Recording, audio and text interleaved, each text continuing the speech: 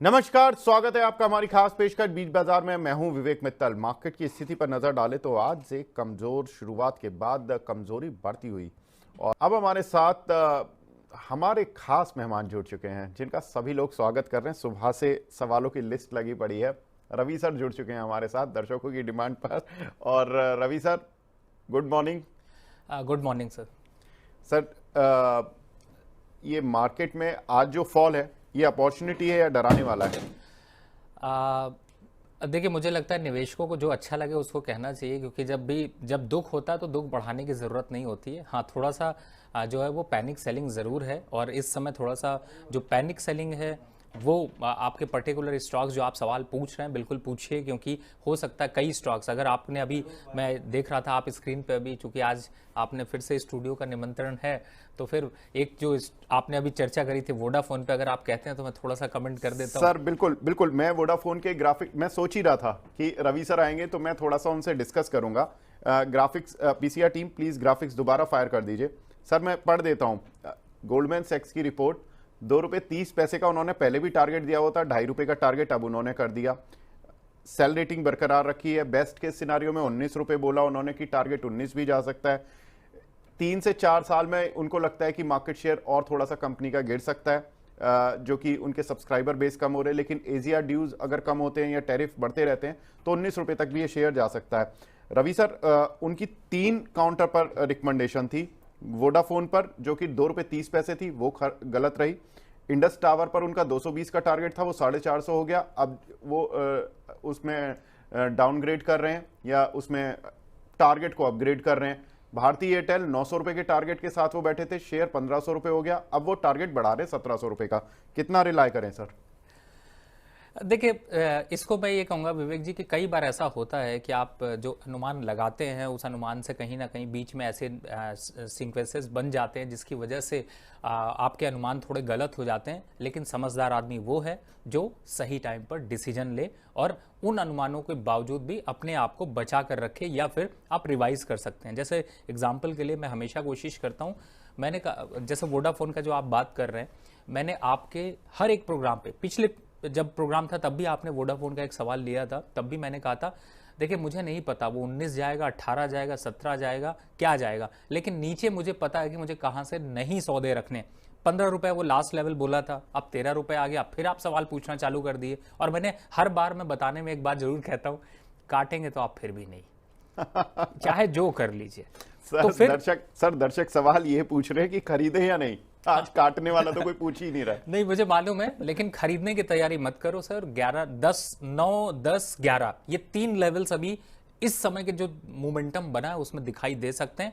तो ये नहीं है आप खरीदोगे, खरीदना भैया, खरीदना, बिल्कुल खरीदना, लेकिन ऐसे मत कूदो कि आज इस मार्केट गिर रहा है तो आज ही सब में कूद के जाके ले लें। एक पैटर्न आपको याद दिलाता हूं, आप तो वैसे तो आपको नहीं, है दर्शकों को याद दिला रहा हूं, क्योंकि विवेक भाई तो सारे पैटर्न खुद ही जानते हैं। इस समय जब भी किसी स्टॉक में गिरावट हो, और सपोज करिए कि गिरावट 10% होती है और वो रिवर्स होके स्टॉक 10% गिरने के बाद वो स्टॉक 5% रिवर्स हो जाए, जब रिवर्स हो जाएगा तो इसका मतलब है कि अगर आप देखेंगे तो वो एक फ्लैग पैटर्न, उल्टा फ्लैग पैटर्न बनेगा। आपको बताऊं, जनरली लोग वहीं फंसते हैं और जैसे ही 10% जो स्टॉक गिरा होता है 5% रिवर्ट करता है, उन लेवल्स पर खरीद लेते हैं। उसके बाद वो फिर वहां से 10% गिर जाता है। ये बढ़ते केस में भी है और गिरते केस में भी है। तो आप लोग इस पैटर्न का बिल्कुल ध्यान रखें और इस तरीके की चीजों से बचें। वोडाफोन अभी गिरा है, 15 अगर आ जाता है तो भी फिर से बोल रहा हूं, 15 आ जाता है निकलिएगा, खरीदना नहीं है। 9 पे 10 पे खरीदने के अगर चांस बनेंगे तो हम कहीं दूर नहीं है, यहीं बैठे हैं, विवेक जी भी यहीं बैठे हैं, जरूर आपको राय देंगे। तो कोशिश ये करिए कि स्टॉक के मोमेंटम को समझिए, सेंटीमेंट मत लगाइए। बेटर है जैसे मौका मिले प्रॉफिट लेते चलिए, नहीं मिलता मौका इंतजार करिए, सही समय पे इंतजार करिए। ज्यादातर आप लोगों के जो क्वेश्चंस होते हैं विवेक भाई, ये लोग यही कहते हैं अब खरीद ले, अब खरीद ले, अब खरीद ले। जब आप 100 बार एनालिस्ट से पूछोगे अब खरीद ले, अब खरीद ले, तो बेचारा फ्रस्ट्रेट हो गया, कहता है खरीद ही लो। ऐसे मत करो, थोड़ा सा वेट करो, जब गिर रहा है मार्केट तो थोड़ा सा रुको। तो फिलहाल वोडाफोन में अगर आप देख रहे हो ₹10 का टारगेट मुझे दिखाई दे रहे हैं, बाकी आपकी चॉइस है। बिल्कुल, तो सर ने बता दिया कि वोडाफोन में अभी क्या करना है। और आगे आपको किस तरह से स्ट्रेटजी बनानी है और बिल्कुल ईमानदार देखिए नजरिया रहना चाहिए। बिल्कुल। एक मैं विवेक जी आपको बीच में इसलिए बिल्कुल रोक सर। रहा हूं, सॉरी। एक श्योर। ट्रेड आया है, आप लोग तुरंत अभी पकड़िए। इस समय अगर निफ्टी का 24,950 का पुट लगाइए लगाइए लगाइए, 200 रुपए इस समय चल रहा है, खरीद लीजिए। कितना लेना है, कुछ नहीं करना, हमें ज्यादा नहीं चाहिए। 235 रुपए आए, मैं बुक करूंगा, नमस्ते करूंगा, चल दूंगा। स्टॉप लॉस यहां पर 20 रुपए का। जल्दी जल्दी आग में घी डालिए, आग लग गई है, पकड़िए। 24,950 का पुट इस प्रोग्राम के खत्म होते होते 235 हो जाएगा। चलिए, तो 24,950 का पुट सर ने बता दिया और इसको जल्दी से लेना है। और यानी सर को लग रहा है कि मार्केट यहाँ से और वीक होगा इंट्राडे में, तो आपको और कमाई हो सकती है। बिल्कुल, तो यहाँ पर इस ट्रेड को आप फिलहाल ले सकते हैं। और अभी आधे घंटा हमारे साथ रवि जी हैं। अगर इसी आधा घंटे में टारगेट हिट हो गया तो रवि सर हमें बता ही देंगे। लेकिन हम डेली एक सीरीज पर बात करते हैं जिसमें कि हम स्टॉक एक्सरे करते हैं। आज काफ़ी सारे दर्शकों के सवाल आए। अंडरस्टैंड कि 900 पॉइंट गिरा हुआ है, तो बहुत सारे दर्शक जो हमारे फंसे हुए हैं वो सवाल ज़्यादा ही पूछ रहे होंगे ऑफ कोर्स, और रवि सर आ गए हैं तो सवाल डबल हो जाते हैं। तो मैं उन सवालों को एक हमने कंसोलिडेट कर लिया और एक पावर सेक्टर से और उससे जुड़े हुए काफ़ी सवाल हैं, तो हम आज उसी पर स्कैन करते हैं। तो बढ़ते हैं हमारे खास प्रोग्राम स्टॉक एक्सरे पर।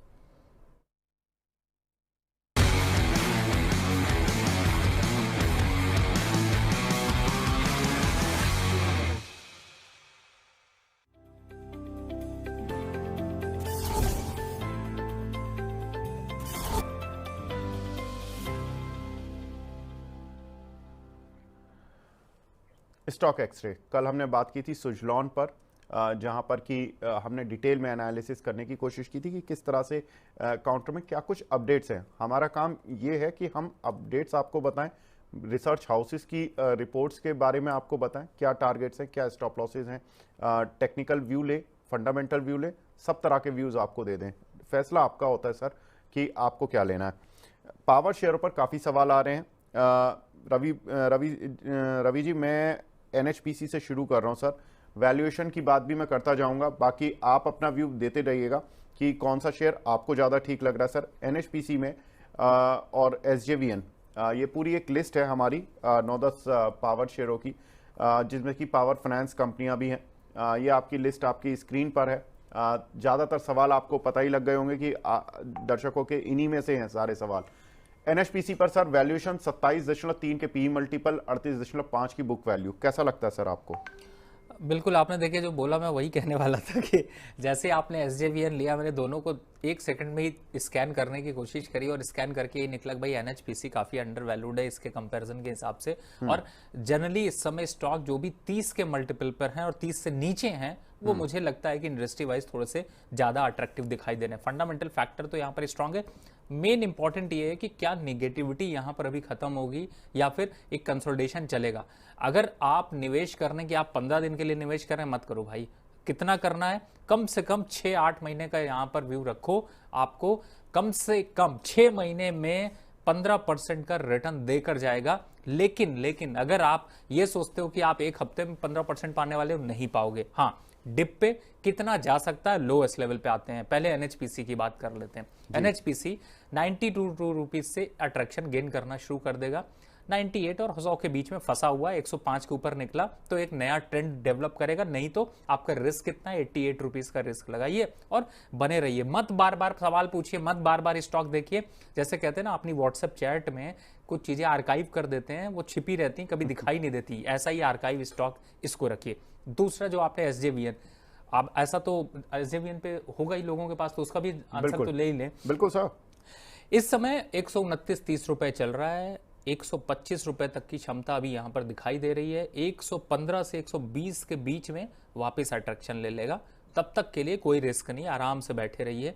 और अगर आपने ऊपर खरीदा है, सपोज करिए किसी ने 140-42 पे खरीदा है, तो एवरेज भी 120 और 25 के बीच में करिएगा। तब तक कुछ मत करिए, तब तक स्टॉक को आर्काइव रखिए। जो पैसा मिल जाए उसका इंतजाम करिए, नहीं मिलता मत करिए। लेकिन स्टॉक आपको नुकसान नहीं देगा। ये सब ऐसे स्टॉक्स हैं जिनकी आप चर्चा कर रहे हैं, जो कि आपको इस टाइम पे नुकसान दिखा रहे हैं, और जब आप काट दोगे तो आप कहोगे यार ये तो प्रॉफिट में आ गया, मैं तो नुकसान पे ही बैठा रहा। तो ये ऐसे स्टॉक्स हैं।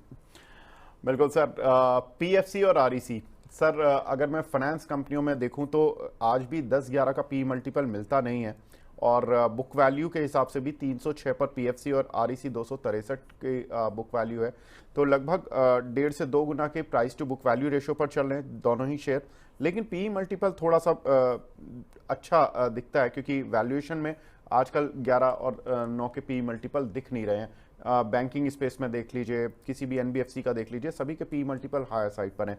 सर, इनको इतने लो पी मल्टीपल पर रहने की कुछ खास वजह है, या आपको लगता है ये अट्रैक्टिव है? और चार्ट पर कैसे दिखते हैं आपके? बहुत अच्छी बात कही आपने। देखिए, पहली बात है कि सरकारी कंपनियों के और जिस हिसाब से बिजनेस चल रहा होता है उसके हिसाब से कई कंपनियों के पी आपको लो दिखाई देते हैं, लेकिन जब आप पीयर कंपैरिजन करते हैं तो वो हो सकता है सिर्फ एक आपको राइट फिगर ना दे रहा हो। जहां तक आरईसी और पीएफसी की बात है, कुछ इंपॉर्टेंट पॉइंट यहां पर देखिए। फंडामेंटल में कोई ग्रोथ स्ट्रक्चर में कमी नहीं देखने को मिल रही। 3 साल 5 साल और अगले 10 साल का विजन रखना हो तो ये सब ऐसे स्टॉक है जो अपने बच्चे की शादी करना है, एजुकेशन करना, पढ़ाई करना, 5 साल बाद जिसको पैसे की जरूरत है, वो लोग एसआईपी के तरीके से इन स्टॉक को सेलेक्ट कर लीजिए। अगर आप ट्रेडिंग के पॉइंट ऑफ व्यू से हैं तो आपको रिसेंट मेरा कमेंट याद हो, आपके ही चैनल पे है, 1 बजे वाले शो पे भी किया, 11 बजे के आपका जो 10:30 का लास्ट वीक हमने किया था उस पर भी किया था। आरईसी, पीएफसी, पीटीसी, मैंने पीटीसी भी नाम ले लिया, लेकिन यहां पर बात सिर्फ आरईसी और पीएफसी की हो रही। इनके प्रॉफिट बुक कराए थे, आप देखिए जहां प्रॉफिट बुक कराए वहां से गिर रहे हैं, तो थोड़े से करेक्शन आ जाने दीजिए, थोड़े और यहां पर अट्रैक्शन दे सकते हैं। 2 क्वेश्चन उठते हैं, आपके पास है पुराने तो क्या करें? अगर आप प्रॉफिट में हैं तो बिलीव करिए 40% प्रॉफिट बुक कर लीजिए, आपको नीचे मौका ये दोनों स्टॉक देंगे। पहले बात करते हैं पीएफसी की। दोबारा अट्रैक्शन कहां पर आएगा? जस्ट 100 रुपए नीचे, 480 से 450 के आसपास के लेवल आएंगे, उन लेवल्स पर आता है तो मैं अट्रैक्शन के लिए फिर से देखूंगा, लेकिन एसआईपी करना मत भूलिए। अब आ जाते हैं आपके दूसरे स्टॉक पे जिसका नाम है आरईसी। आपको याद हो 635-30 के लेवल पर मैंने कहा था बिल्कुल निकलिएगा, 60 से 70% पोजीशन काट दीजिए। आपने चाहे जहां खरीदा हो, चाहे 600 पे खरीदा हो तब भी, 500 पे खरीदा हो तो भी, अभी भी 612-13 चल रहा है, कोई बात नहीं, प्रॉफिट कई बार ऐसा होता है ना, हमें विवेक भाई लालच आ जाता है कि हमने प्रॉफिट तो देखा था, अब कम प्रॉफिट में क्यों काटे? जिद मत करिए, मार्केट जिद के लिए नहीं, ऐसी मार मारता है कि याद नहीं आएगा आपको कुछ भी। तो अभी फिलहाल यहां पर काट लीजिए। कितना आएगा?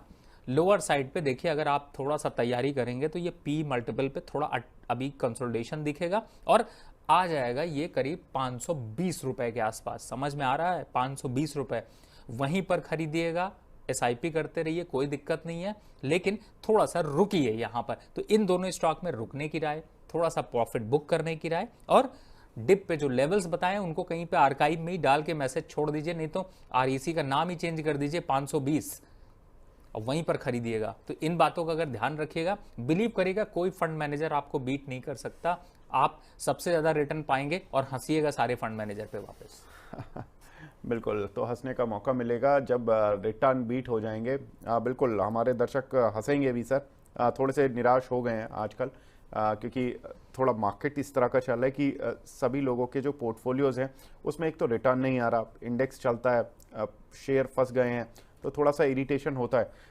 एनटीपीसी सर, एनटीपीसी में आपकी राय? 166 की बुक वैल्यू, करीब 18 के पी मल्टीपल पर चल रहा है, इस सेक्टर का तो दिग्गज ही है, क्या करना चाहिए? अब आ जाते हैं एनटीपीसी पे। देखिए, आपको एक कदम आगे चल रहा है एनटीपीसी। क्यों कह रहा हूं एक कदम आगे चल रहा है? आपके पीछे अभी हमने किसकी चर्चा करी? आरईसी और पीएफसी की, राइट? एक कदम आगे क्यों? क्योंकि देखिए एनटीपीसी भी 418 का हाई मारा था, आज कितना चल रहा है? 400 रुपए से नीचे का भाव है। कितना अभी जाएगा? 370-72 के लेवल पे वापस अट्रैक्शन गेन करेगा। तब तक के लिए अगर इन लेवल्स पे कहीं भी खरीदा है, प्रॉफिट बुक करने से हिचके नहीं, कम हो जाने दीजिए सर। लॉस से ज्यादा बेटर है थोड़ा कम ही लीजिए, लेकिन अगर आप मोमेंट्री ट्रेड कर रहे हैं तो 40-50% काट दीजिए। लॉन्ग टर्म देखिए, 3 साल 5 साल है ना, उसको चिंता थोड़ी करनी है, वो तो सिर्फ खरीदेगा, हर डिप पे खरीदता रहेगा, ऊपर भी खरीदता रहेगा, उसका एवरेज प्राइस नीचे रहेगा। आप खरीदते हो 1 हफ्ते के लिए, 15 दिन के लिए, 20 दिन के लिए, जब फंस जाता है तो 6 महीने वेट करते हो, तो फिर उस तरीके के ट्रेड पे आपको टाइम लगाना है। एनटीपीसी अगर ओवरऑल देखा जाए तो नो डाउट मुझे काफी अच्छा लगता है शेयर, और मैं इस शेयर को बहुत पसंद करता हूं जब ये जो यहां पर शेयर को देखता हूं 171 370 और 380 के आसपास होता है। तो थोड़ा सा वेट एंड वॉच रखिए, मौका मिलेगा। मार्केट गिर रही है, ये अच्छी खबर है। गिरने पे वापस नए इन्वेस्टर को भी मिलेगा, पुरानों को भी मौका मिलेगा। और स्टॉक मार्केट में पेशेंस बना कर रखिए। मैं क्यों कहता हूं पेशेंस बना कर रखिए? हर दिन बिजनेस में प्रॉफिट नहीं आता, वही हाल यहाँ पे भी है। बिल्कुल। रवि सर जुड़े और दर्शक भी जुड़ गए, 1000 पार हो गए हैं दर्शक। अब 1050 से ज़्यादा लोग हमें लाइव देख रहे हैं। लेकिन सर कुछ एक दर्शक आपसे सवाल पूछ रहे हैं कि इरिडा में आपने कुछ उनको शायद स्टॉप लॉस बताया हुआ होगा 230 से 32 की रेंज का, वो आज ट्रिगर हुआ है। रोहित जी का सवाल है, उनके पास 200 शेयर हैं, हालांकि वो प्रॉफिट में बैठे हैं सर, 180 रुपये के लिए हुए हैं उन्होंने। पूछ रहे हैं कि प्रॉफिट बुक कर लूँ या अभी निकल जाऊँ रवि सर? सर वैल्यूएशन में ये भी था हमारे पैरामीटर में, मैं इसकी वैल्यूएशन भी पढ़ देता हूं। 47 का पी मल्टीपल और 32 की बुक वैल्यू। देखिए मेरे हिसाब से एक बार को यहाँ पर प्रॉफिट बुक कर लीजिए जो लोग प्रॉफिट में हैं, और थोड़ा सा वेट कर लीजिए, रुकने दीजिए इस प्राइसेस को। जैसे मैंने आपको याद होगा पहले 232 कहा था कि आएगा तो खरीदेंगे। आज के दिन अगर किसी ने खरीद लिया तो कोई बात नहीं है, वापस ऊपर दिखाई देगा लेवल, तो एक बार को एग्जिट करिएगा। अगर आज की क्लोजिंग 225 से नीचे या 230 से नीचे होती है तो बिलीव करिएगा 200 रुपए के लेवल्स आपको दिखाई देंगे। तो 25 रुपए का करेक्शन यहां पर फिर आ गया, जैसी चाल वैसा बदलाव। फिलहाल एक बार को इन लेवल्स के नीचे जा रहा है तो थोड़ा सा वेट एंड वॉच कर लीजिए। अभी अट्रैक्शन थोड़ा कम दिखाई दे रहा है। ऑप्शन अब ढूंढते हैं। ऑप्शन में समझ रहे हैं सर, ऑप्शन ये ढूंढ रहे हैं कि अब एनएचपीसी तो डाउन ट्रेंड, यहाँ पर इरिडा डाउन ट्रेंड में जा रहा है, तो कौन सा क्या खरीदें। आपने अभी तक जिसमें चर्चा हुई है उसमें कौन सा अट्रैक्टिव लग रहा है? 94, 95 के पास एनएचपीसी चल रहा है, यहाँ पर सौदा काटिए, उसमें क्वांटिटी बढ़ा लीजिए, 92 के आसपास तक खरीदारी कर लीजिए। इरिडा में चढ़ जाएंगे जब या तो 240 के 235 के ऊपर का क्लोजिंग होगा, या फिर अब 210 का इंतजार करते हैं। तो जैसा ट्रेड है वैसा ही चलते हैं। फिलहाल अभी थोड़े करेक्शन के संकेत दिखाई दे रहे हैं, मार्केट में थोड़ा डिप है, डरने के लिए नहीं है सर। स्ट्रैटेजी चेंज करिए थोड़े दिन। कई बार ऐसा होता है ना, हम 4 दिन तक लॉस देखते हैं तो ये करते हैं ना, हाथ झाड़ हटाओ, सब सौदा काट दो फिर देखेंगे। ये सब मत करो सर, स्टॉक मार्केट है, वापिस रिवर्ट हो जाएगा, फिर दुखी हो जाओगे। उसको पेशेंसली मैनेज करो। जब कार चलाते हैं आप लोग, ट्रैफिक मिलता है तो ऐसा तो है नहीं कि किसी के ऊपर चढ़ा दीजिए। वैसे एक बात तो है, जब सामने से कोई निकलता है तो जरूर आपका मन विचलित होता है। तो मेरे हिसाब से ये स्टॉक मार्केट कुछ वैसा ही है, हर मोमेंट को कैच करिए। यहाँ पर थोड़ा सा रुकिए, रुकने का मतलब है थोड़ा संभलिए। मार्केट में लॉस दिख रहा है, अगर आपको ज्यादा लॉस दिख रहा है छुट्टी ले लीजिए, एक आध हफ्ते बाद भी लॉस ही रहेगा। अभी बहुत ज्यादा प्रॉफिट के संकेत नहीं है। हाँ, स्ट्रैटेजी पे ध्यान रखिए कि क्या कब किसे करना है। बिल्कुल। मार्केट में अभी तक जब तक हम अच्छा मोड देख रहे थे, अच्छा समय देख रहे थे, तो सभी लोग खुश थे। अब थोड़ा सा टर्बुलेंस फेस है तो उसको फेस करना पड़ेगा। ये मार्केट की नीति है, इससे हम दूर नहीं भाग सकते। Next counter sir power grid, यहाँ पर भी देखें तो ये शेयर भी अच्छा चला है, 20 के पी मल्टीपल पर आ गया। If I am not wrong sir, आपने शायद लास्ट टाइम या किसी और मेहमान ने हमारे पावर ग्रिड अभी इसको बाय रिकमेंडेशन में दिया था। 94 रुपए की बुक वैल्यू है सर, क्या करना चाहिए? 328 रुपए चल रहा है शेयर। बिल्कुल, देखिए इस समय जो मोमेंटम है उसमें थोड़ा गिरेगा, लेकिन मैं इस पे ज्यादा बुलिश हूं कंपेयर टू द ऑल। और मैं इसका कंपैरिजन करता हूं जनरली हमेशा टाटा पावर के साथ में या फिर अदानी पावर के साथ में, और उनके रेशियो में अगर मैं देखता हूं तो मुझे पावर ग्रिड थोड़ा ज्यादा अच्छा दिखाई देता है। तो 328 ठीक है, थोड़ा मार्केट में करेक्शन इसलिए दिखाई दे रहा है। लेवल्स अगर देखते हैं 318 तक जा सकते हैं, लेकिन 335 340 पे बाय भी है तो भी घबराने की जरूरत नहीं है। थोड़ा दिन लॉस रहेगा, लेकिन इन लेवल्स पर थोड़ा एवरेज कर लीजिए, वापस रिवर्सल आपको दिखेगा, कोई खतरा नहीं है। बैलेंस शीट बहुत अच्छी है, बुक वैल्यू पे भी अगर आप देख रहे हैं तो आपको कंपैरिजन यहाँ पर विवेक जी ने एक महान कंपैरिजन बनाई दिया है जिससे कि आपको और इजी हो सके। तो बस रुकिए अभी। जी सर। सर दिव्यांश जी सवाल पूछ रहे हैं बार बार IRFC पर कि बेच दें क्या या बने रहें, और हमारी लिस्ट में भी था ये IRFC सबसे नीचे यहाँ पर 35 के पी मल्टीपल पर चल रहा है और करीब 39 की बुक वैल्यू है। सर क्या करना चाहिए इस शेयर पर? देखिए चाल तो बदली है, 170 का वैसे लेवल हमेशा जो है इसका अट्रैक्टिव होता था, इन लेवल्स के नीचे जाता नहीं था, लेकिन आज 169 की क्लोजिंग दी है तो थोड़ा रिस्क तो देता है। लेकिन मैं यहाँ पर थोड़ा सा 1-2 दिन अभी वेट और करूंगा। अगर 170 के नीचे ही बना रहा तो ही काटूंगा। लेकिन वैसे मैं आपको बता दूं कुछ फंडामेंटल यहाँ पर थोड़े से डेवलप होते हुए नजर आ रहे हैं, जो कि इस डिप के बाद हो सकता है थोड़ा सा बाउंस बैक करते हुए नजर आए। तो 10-12 रुपए का 15 रुपए का करेक्शन हो सकता है, लेकिन मुझे ऐसा लगता नहीं कि 10-12 रुपए के लिए आपको सौदा काट देना चाहिए, क्योंकि ये बार बार अपील 195 और 200 की करेगा। तो मुझे लगता है कुछ स्टॉक्स को छोड़ने की समझदारी करिए। IRFC में थोड़ा करेक्शन मिलेगा, हो सकता है आपको 162 तक के या 155 तक के लेवल मिले, लेकिन रोक के रखिए, काटिए नहीं। और अगर हो सके तो पैसा जो कह रहे हैं ना एवरेज करने के लिए, उन लेवल्स पे सोचेंगे वहां पर। बिल्कुल सर, वैसे तो पावर PSU का कंपैरिजन होना था, लेकिन मुझे IRFC डालना पड़ा क्योंकि काफ़ी सवाल आ रहे थे, तो मैंने सोचा कि चलो इसको भी डाल देते हैं। इनफैक्ट अब मैं ग्राफिक्स में चेंज नहीं कर पा रहा हूँ, वरना RVNL में और डाल लेता, क्योंकि लोगों के सवाल RVNL पर आपको देखते ही आने लगे हैं। तो मैं इसको भी ले लेता हूँ सर, RVNL। यहाँ पर इस शेयर की बुक वैल्यू में देख रहा था 38 रुपये, 88 रुपये का 88 का P मल्टीपल चल रहा है, 570 का शेयर चल रहा है सर। इसका आउटलुक देखें, चार्ट देखें, क्या देखें आप? फिर से मैं इसलिए अभी चुप हो गया कि मैं सोचने लगा कि मैंने किस शो में बोला था, 1 बजे वाले में बोला था या आपके साथ बोला था। RVNL 600 रुपए पे, याद है आपको, प्रॉफिट बुक कराया हुआ है। कहाँ आ गए हैं? 570 पे। कहाँ चढ़ेंगे? 520 से 480 के बीच में। चॉइस आपकी, अगर आप रिस्क रिवॉर्ड रेशियो मैनेज कर सकते हैं बिल्कुल होल्ड करके रखिए, और अगर आप नहीं मैनेज कर सकते हैं तो एक बार एग्जिट होके डिप पे बाय करने की कोशिश करिए। दूसरा है कि यहां पर मौका दे रहा है आपको रिवर्स मारने का। रिवर्स मारने का मतलब है RVNL, वैसे आप लोग सब लोग प्रॉफिट में होंगे, बहुत कम चांसेस हैं कि जो लोगों ने 550 से ऊपर लिया हो। बुक कर लीजिए, टेक्स इंफ्रा की तरफ मूव करना चाहते हैं तो वहां कर लीजिए, वो ज़्यादा अच्छा स्टॉक है, ज़्यादा अट्रैक्शन दे रहा है और स्विच करने में समझदारी है। फिलहाल इस स्टॉक से एक बार प्रॉफिट बुक कर लीजिए। अब मेरी लिस्ट से RVNL थोड़ा दिन दूर रहेगा, लगभग 1 महीने 2 महीने। लेवल जहां तक है, जब तक 480 के लेवल नहीं आते अट्रैक्शन वापस नहीं आएगा। ध्यान रखिए इन लेवल्स का, अगर आप ध्यान नहीं रखेंगे 2 दिन बाद फिर पूछेंगे सर 550 आ गया, आप क्या करें। बिल्कुल, तो पावर PSUs और 1-2 रेलवे के शेयर हमने मिक्स कर लिए हैं, और इन सभी पर हमने एक एक्सरे करने की कोशिश की। काफ़ी सारे सवाल थे, तो एक साथ ही सबके सवाल कवर हो गए कि करना क्या। रवि सर ने पूरी डिटेल में बता दिया। तो स्टॉक एक्सरे को यहाँ पर रोकते हैं, बढ़ते हैं अगले सेगमेंट की तरफ।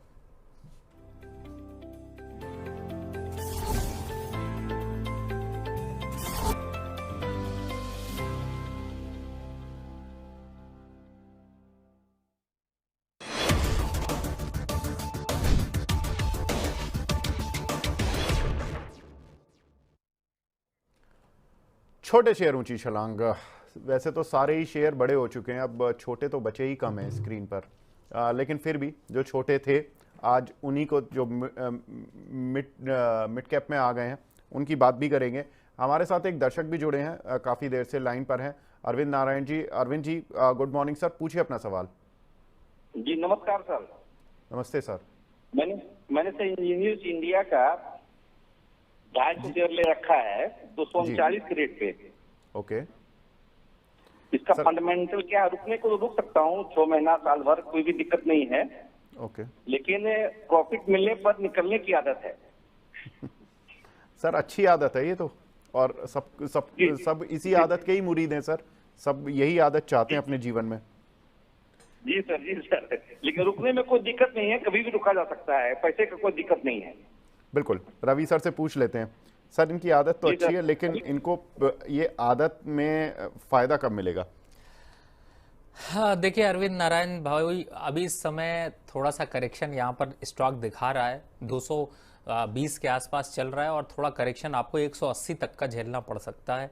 थोड़ा डिप और बढ़ेगा, लेकिन आपकी आदत अच्छी है। लेकिन मैं समझता हूँ चाल बदलना भी आदत अच्छी होती है। चाल बदलने का मतलब है अगर मेरा स्टॉक मुझे अपना प्रॉफिट दे रहा है तो अच्छी बात है। अगर मान लीजिए वो फंस जा रहा है किसी ऐसे चैनल पे जहाँ से निकलने में उसे टाइम लगेगा, तो थोड़ा सा यहाँ पर दूसरा स्टेप लेना चाहिए। मैं एक सजेशन यहाँ पर आपको दूंगा और आपके माध्यम से सबको बताऊंगा। अगर 200 के नीचे ये स्टॉक क्लोज कर जाता है, नोट कर लीजिए प्राइस 200 के नीचे क्लोज कर जाता है, किसी से कुछ मत पूछिएगा, उठा करके पैसा काट दीजिएगा सौदा, और 2 स्टॉक्स में चूज करिएगा। पहला KNR कंस्ट्रक्शन, नोट कर लीजिए, और दूसरा GMR इंफ्रा। चाहे तो एक लीजिएगा चाहे दोनों लीजिएगा। 200 के नीचे, फिर से बोल रहा हूं, 200 के नीचे जाने के बाद मत रखिएगा।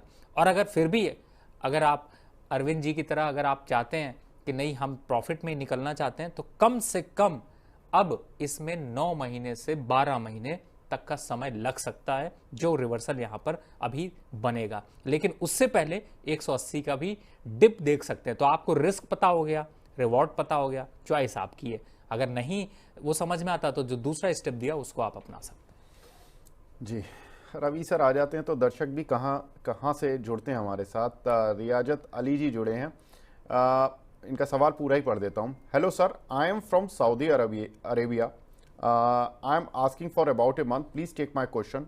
डेफिनेटली सर, आज आपका क्वेश्चन शामिल कर लिया गया है। आई हैव 100 शेयर ऑफ हुडको।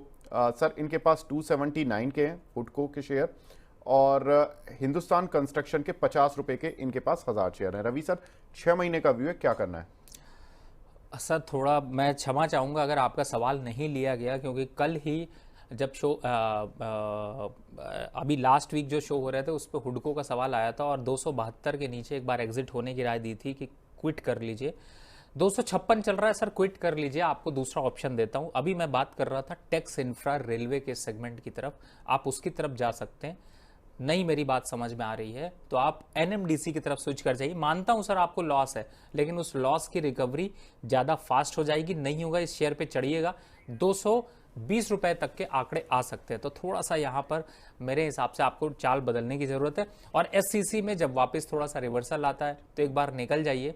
अब लंबी रेस का घोड़ा रह नहीं गया है, यहां पर थोड़ा कंसोलिडेट करेगा, आपको परेशान करेगा। तो इस शेयर के बजाय मैंने जो ऑप्शन दिया आप उस पर चले जाइए। 2 ऑप्शन मैंने और दिए हैं अगर आपको याद हो, एक केएनआर कंस्ट्रक्शन दिया है और दूसरा जीएमआर इंफ्रा। जी बिल्कुल, तो उनको आप चूज कर लीजिए और नहीं तो उन पे ऐड कर लीजिए। और क्षमा चाहेंगे आपसे कि हमने थोड़ा सा देर में लिया जिससे कि आपका थोड़ा नुकसान बढ़ा। बिल्कुल सर, काफी सारे दर्शक है कोल इंडिया पर सवाल पूछ रहे हैं, क्या पूछ रहे हैं कि आज एवरेज कर लें क्या? देखिए मेरे हिसाब से जल्दबाजी मत करिए कूदने की, 470 रुपए आने दीजिए फिर कूदेंगे। बिल्कुल, शॉर्ट एंड क्रिस्प आंसर, बहुत सही है सर। एक हमारे दर्शक हैं प्रीति श्रीवास्तव जी, बीईएल पर सवाल पूछ रही हैं। 150 शेयर है सर 306 के, आज थोड़ा लॉस ज्यादा हो गया, क्या करना है? 270-72 के पास आएगा तभी फ्रेश खरीदारी करिएगा। और मैंने आपको याद होगा 300 तब चल रहा था, 305 तब भी कहा था कि 2 लेवल ध्यान रखिए, 280 335, इन्हीं चाल में फंसा रहेगा। जी नीता वाघ जी का सवाल है सर एनबीसीसी पर, क्या करें, होल्ड करें या टारगेट क्या हो सकता है शॉर्ट टर्म में? देखिए एनबीसीसी मुझे इसलिए याद आ रहा है विवेक जी, 205 रुपए 7 रुपए था। और जो दर्शक आप लोग सुन रहे हैं वो जान रहे होंगे कि मैंने यहाँ पर इस सौदे को कटवाया था और कहा था 180 आने के संकेत है। उस समय मुझे पता नहीं था, कुछ लोगों ने कमेंट भी किया कि आपने जब चढ़ा तो कटवा दिया, तो कहीं ना कहीं से कुछ इंट्यूशन मिला था।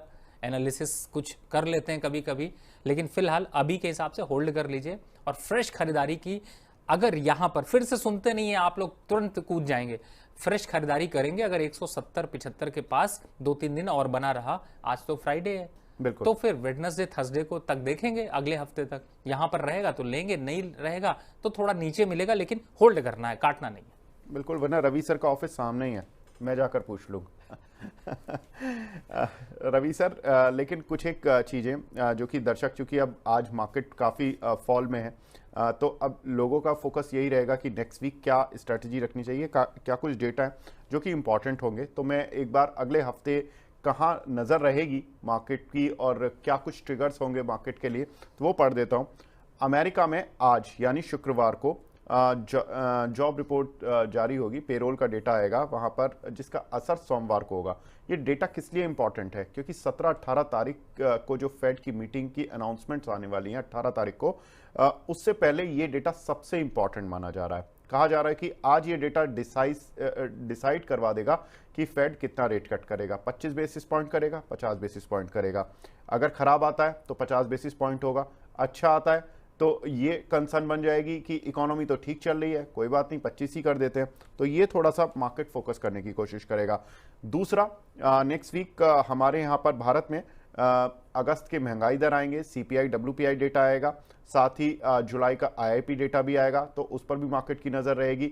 वो इसलिए क्योंकि अब चूंकि दुनिया भर के जो सेंट्रल बैंक्स हैं वो रेट कट कर रहे हैं, चाइना का रेट कट कर रहा है, अमेरिका रेट कट करने की तैयारी कर रहा है, ईसीबी रेट कट की बातें कर रहा है, तो कहीं ना कहीं इंडियन सेंट्रल बैंक पर भी इन्फ्लेशन को डेटा देखना काफ़ी एक इंटरेस्टिंग टू वॉच होगा उनके लिए भी, और उसका एक आउटकम भी हो सकता है कि आने वाले समय में हमें देखने को मिले।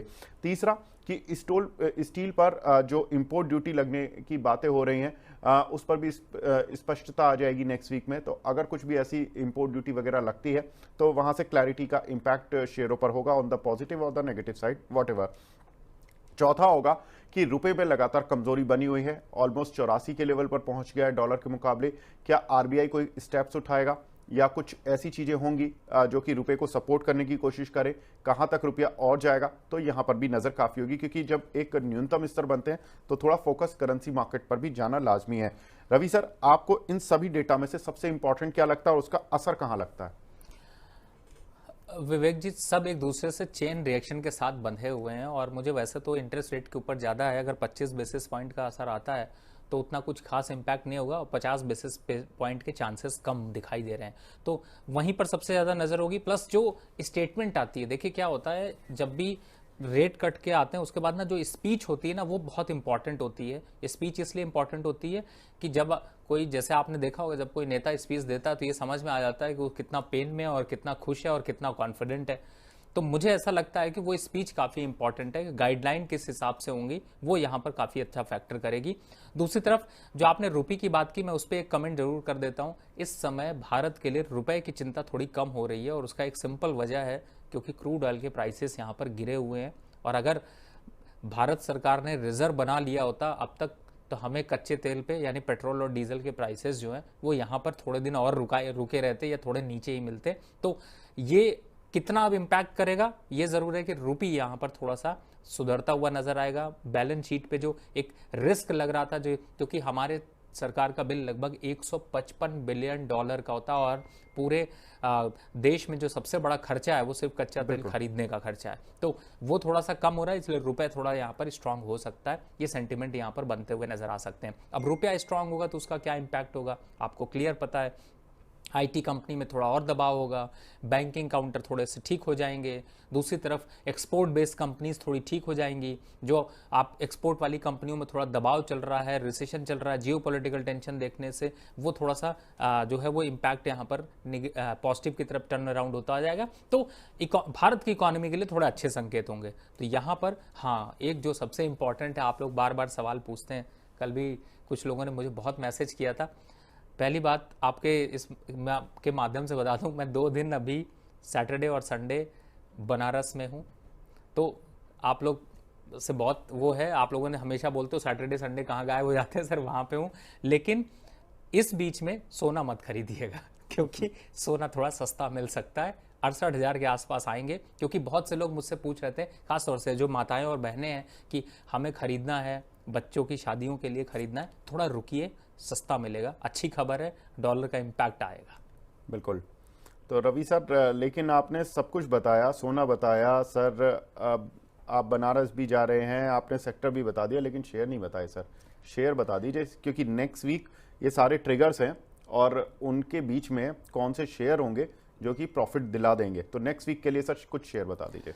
देखिए, अभी कंजप्शन स्टोरी चल रही है। नेक्स्ट वीक के लिए अगर मैं देखता हूं तो अभी फिलहाल देखिए मार्केट का सेंटीमेंट थोड़ा और अभी यहां पर कंसोलिडेट करेगा, लेकिन एफएमसीजी काउंटर की तरफ आप फोकस करें। और मैंने जो आज इस गिरते मार्केट में चूज किया है वो है मारिको। एक बार को चार्ट आप देखेंगे तो आपको क्लियर कट समझ में आ जाएगा कि मारिको यहां पर थोड़ा अट्रैक्शन दे रहा है, और अट्रैक्शन कितना दे सकता है, किन लेवल्स तक जा सकता है, वो अगर आपकी टीम यहां से पीछे से चार्ट अगर लगा सकती है तो मैं जरूर बताना चाहूंगा। लेकिन फिलहाल अभी के हिसाब से 680 और 700 के टारगेट आपको देखने को मिल सकते हैं। तो मारिको एक अच्छे चार्ट पर चल रहा है, यहां पर फोकस कर सकते हैं।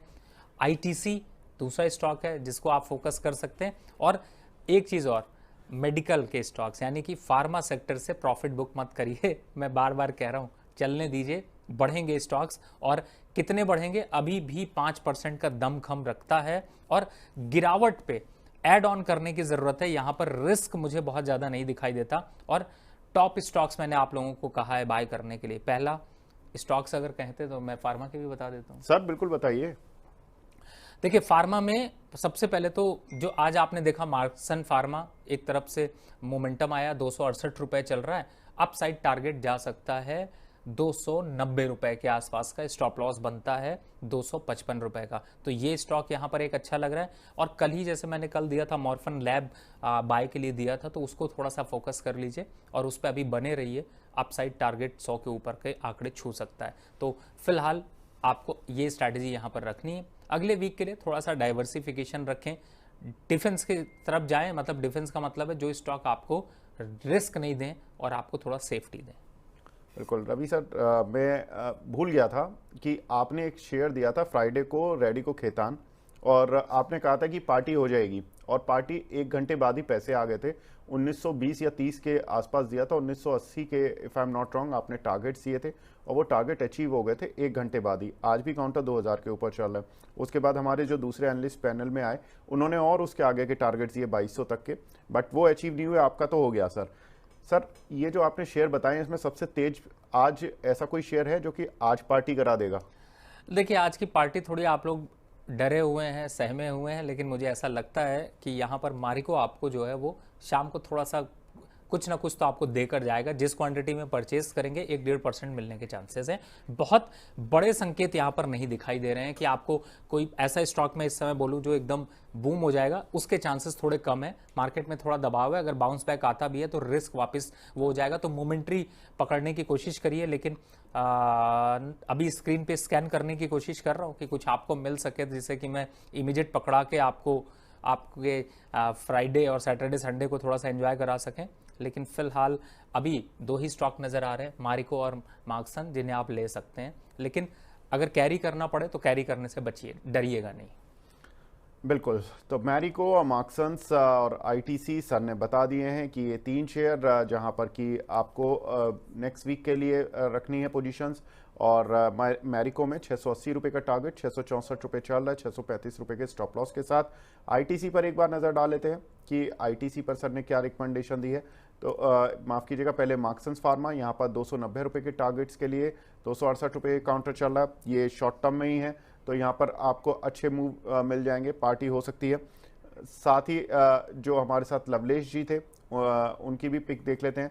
बजाज फिनसर्व 1872 पर उन्होंने कॉल दिया, 1950, 2290 दो टारगेट्स के लिए, 1740 के स्टॉप लॉस के साथ। साथ ही उनकी जो दूसरी पिक थी उस पर भी एक बार नज़र डाल लेते हैं कि यहाँ पर चंबल फर्टिलाइजर, जहाँ पर कि उन्होंने 504 रुपये पर ये स्टॉक रिकमेंड किया, और 540, 590 के 2 टारगेट्स, 485 रुपये के स्टॉप लॉस।